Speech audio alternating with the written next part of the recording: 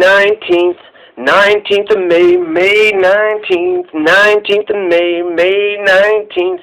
Just another day goes on forever. The story never ends. Time goes on. May 20th tomorrow. May 21st the next day. May 19th, 1955, you had a Canadian-U.S.ian computer scientist named James Gosling who created Java. 1910, the passage of Earth through the tail of Halley's Comet causes a panic. We're all going to die. Halley's Comet is flying right next to us. We're going to get caught.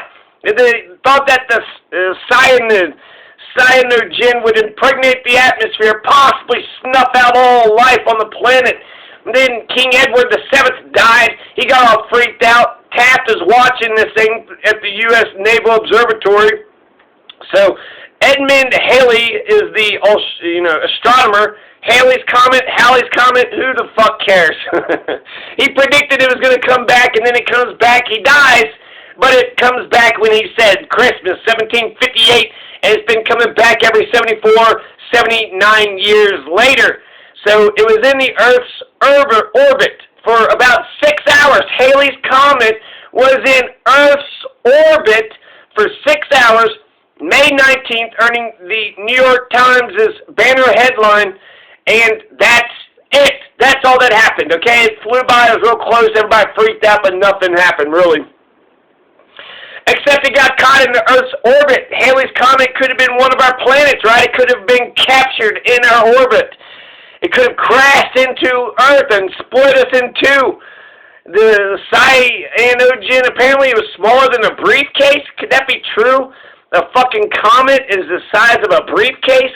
I don't believe that. Cyanogen.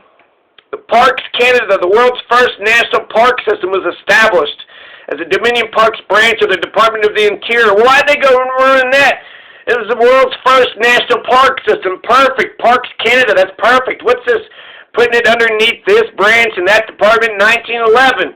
May 19th, Parks Canada became, a thing, the world's first national park system. Didn't Teddy Roosevelt nationalize parks? Wait, when did he do it? When that 1885, the first mass production of shoes. This is a African-American, a black American man, inventor in Lynn, Massachusetts. He invented this machine that could produce up to 700 shoes in one day. So May 19th, 1885, they started mass producing shoes. Instead of being a shoemaker and individually, making shoes, you just got a big mass, and then, 1051. 1051, May 19th, Henry I of France marries Russian Princess Anne of Kiev. I don't know anything about those two. I am somewhat intrigued by the, drama, the soap opera scandals, and oh, that's nice, that's a good thing. Henry I of France marries a Russian princess. A Russian princess, and that sounds amazing. I want to marry a Russian princess. I said, I don't know anything about it. But that happened in 1051, so nearly 1,000 years ago, some marriage between the royalists happened, right? 1997, the Sierra Gorda Biosphere established in the Sierra Gorda Mountains in Mexico. This is the most ecologically diverse region in Mexico. It's established as a result of grassroots efforts. So now the Sierra Gorda Mountains, we got the Sierra Gorda Biosphere. You can't fuck around in the Sierra Gorda Biosphere. So that's like better than the park system. Mexico went above and beyond you, Canada. They got a nice-ass biosphere. You just got parks? Well, Mexico's got a goddamn biosphere. 1743, physicist Jean-Pierre Christin develops the centigrade temperature scale with his design of a mercury thermometer. Jean-Pierre Christin, he's going to, take the Celsius scale, named after some other guy who actually had it the opposite. He thought that 100 was freezing and 0 is boiling, so Celsius. That man was a moron. Jean-Pierre Christin, he went ahead and named it. He got 0 to 100 correct. But the Celsius scale is used internationally. Every country in the world that has universal health care uses the Celsius scale. It's metric, right? It makes it 0 to 100. It's attached to some rational. 0 is freezing, 100 is boiling. So where are we at? We're about halfway to boiling. You know, that's useful. Oh, about 98.6 degrees. Well, that's the same temperature as my body. That should be fine. No, that's hot as fuck. 1960 USAF, the United States Air Force Major Robert M. White. Robert M. White takes the X-15 up to 33,222 meters. I guess that's pretty high. It's probably a record for the height of an airplane. So the X-15 in Robert White takes it up to 33,222 meters. That was 1960. In 1992, Englishman Dave Gauder, he's 224 pounds. He pulls a 196-ton jumbo jet, 3 inches. So Dave Gauder is 224 pounds, pulled a 196-ton jumbo jet, 3 inches. How the fuck he do that? 1961 Venera program. Venera 1 is a Soviet first man-made object flies by another planet when it passes by Venus. And the probe had lost contact with Earth a month earlier, did not send back any data, so it's just floating on and on into space. 1968 pirate radio Brumble of Northern England is first heard. 2011 Alpha Magnetic Spectrometer project, a search for dark matter led by Samuel C.C. Ting, installed on the International Space Station. 1971, the Mars 2 probe launched by the Soviet Union. This is the first spacecraft to crash land on Mars. Here's the Soviet Union, crash landing shit on Mars, flying by Venus. Soviet Union's just kicking ass, taking names, right? They already conquered Venus, so now Mars in 1971. They conquered Venus, what, with the Venera project, right? The damn Venera project, which was in 1961. So 10 years later, right, they conquered Venus. 10 years later, now they're going after Mars. In the year 2161, this should happen in my lifetime. May 19th, 2161. No, never mind. Saying in 2020, 61, I would be alive for that. But, you know, for the Psi-ZG, will the human race last another 140 years? If it does, 8 of the 9 planets are going to be aligned on the same side of the sun. 8 of the 9 planets. So this only happens, you know, once every, you know, hundreds of years. So shit. Make sure, you know, your great-great-great-grandchildren know that's going to happen on May 19th, 2161. 1996, STS-77, the Endeavour 11, launches into orbit. 1857, USCN's William Francis Channing and Moses G. Farmer patent the electric fire alarm. 1983, NASA launches the Intelsat-V satellite. Intelsat-V satellite number 5068. 1984, STS-41D vehicle moves to the launch pad. 1991, Croatians vote for independence in a referendum. Lots of political shit happened too. 1963, Martin Luther King's letter from a jail in Birmingham is published by the New York Post. Sunday Magazine. 1848, the Mexican-American War comes to an end. Mexico ratifies the Treaty of Guadalupe Hidalgo, ending the war, ceding California, Nevada, Utah, and parts of 4 other states in exchange for $15 million. 1962, Marilyn Monroe sings Happy Birthday to John F. Kennedy at the Madison Square Gardens. Was it JFK's birthday? It could have been. I didn't see it, but she sung Happy Birthday, 1962. Right? Poor Marilyn Monroe. Marilyn Monroe is an absolute superstar. Fantastic. Marilyn Monroe, JFK should have dumped that other lady and married Marilyn Monroe. Why would he not do that? That's been good for the nation, good for the country. Marilyn Monroe sings Happy Birthday to you. She does it all sultry though, right? Happy birthday to you. Happy birthday, Mrs. President Alexandria Ocasio-Cortez. Happy birthday to you. That's my sexy, sultry man. Happy birthday. 1992, 27th Amendment is ratified What's the 27th Amendment do? Well, it prevents Congress from raising their own salaries. We passed an amendment 30 years ago. That's the last time Americans actually got engaged in democracy. Last time we actually passed a goddamn bill, a goddamn idea, a goddamn, a pamphlet or paper or some shit that we all agreed on in 1992. And it says to prevent Congress from raising their own salaries? That's common sense. How did that take so goddamn long?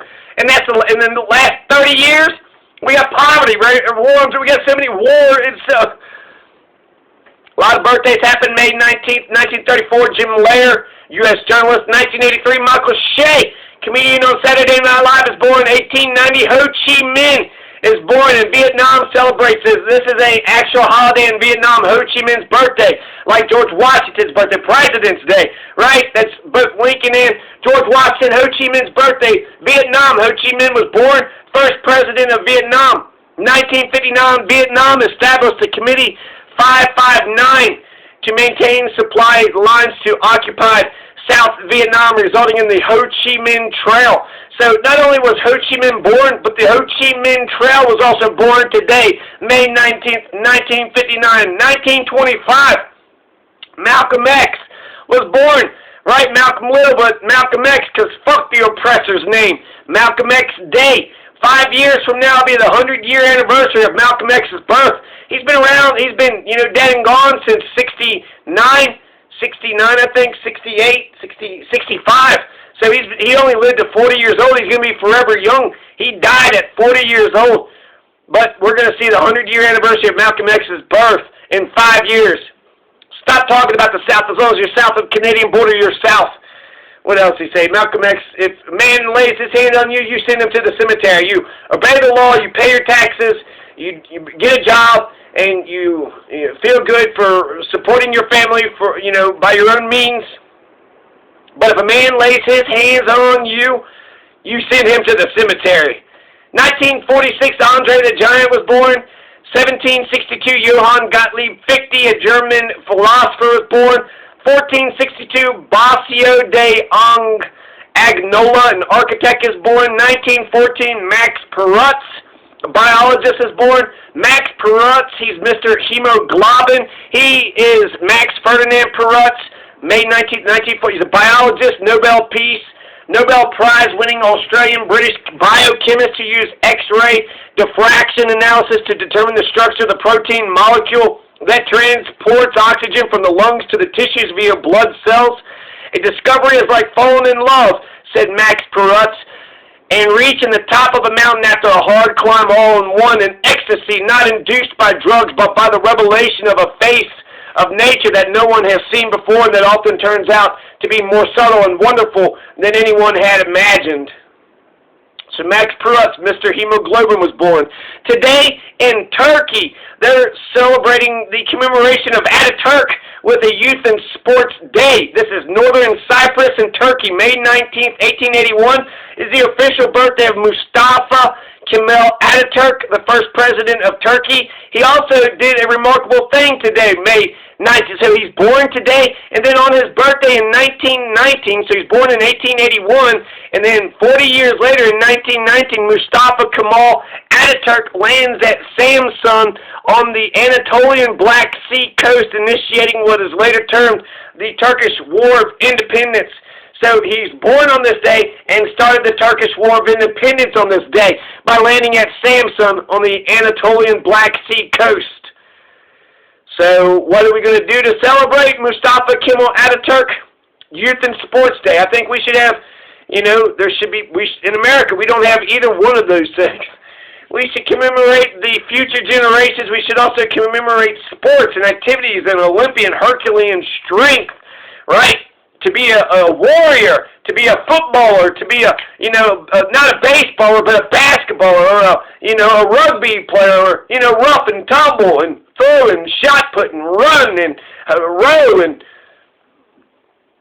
1856, Charles Sumner of Massachusetts speaks out against slavery. 1901, the first title defense fight, Jack Johnson fights Philadelphia Jack O'Brien to a no decision 6-round fight in Philly, Pennsylvania, to retain his world heavyweight title. Jack Johnson, he retained his world heavyweight title, the first title defense fight. So he won the heavyweight. He did defended it, retained, because he tied, so therefore victory goes to him. It's like the War of 1812. What the fuck?